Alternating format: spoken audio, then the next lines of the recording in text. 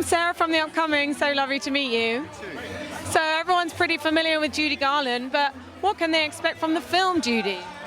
Well, you know, it's an interesting question because you're right. Some people are so familiar with Garland that they know, like, how she had breakfast in 1943 on a Tuesday. And I think other people hopefully will be finding Garland almost for the first time. They will know that she was in Oz. They'll have a sense of her stature as a star. But I hope that we make her story fresh for people who are coming to her with just the kind of cliches of Garland that we'd seen before.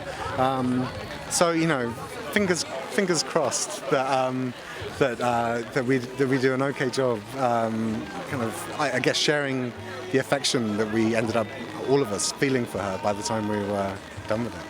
And you do focus on the later part of her life, perhaps rather than her heyday. So there's some real moments of triumph, but other moments hard to watch. So what was the thinking behind focusing on this particular part of her life?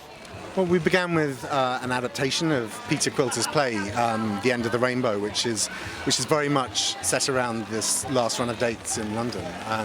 So, you know, that was, you know, in a sense, we were sort of given that starting point, but it's a useful frame, I think, partly because by this point, you know, the struggles that she has faced almost since she began. I mean, she was on stage from the age of 2.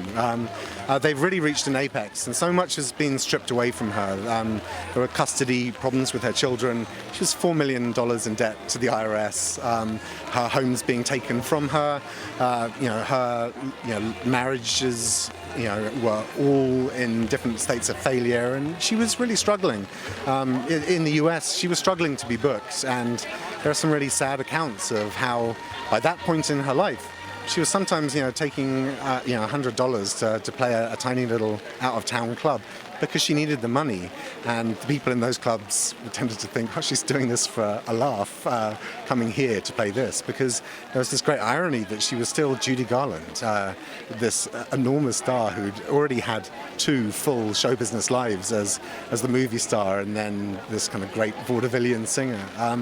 So by the time she gets to London, there's the weight of all of that, and I think it sort of allowed us to allude to that long history, both its highs and lows, and then really understand what it took for her to stand up on stage. And she was kind of far from home, unable to sleep, struggling with amphetamines, faced with an audience that was, you know, sometimes hostile, and still do it, and still have that desire to connect, and, you know, to kind of find her way back there. And I think there was a tremendous amount of courage there, and that was really appealing. That said, you know, there are so many more films you could write about Garland, and, you know, perhaps Judy too, the middle bit, will have to be next.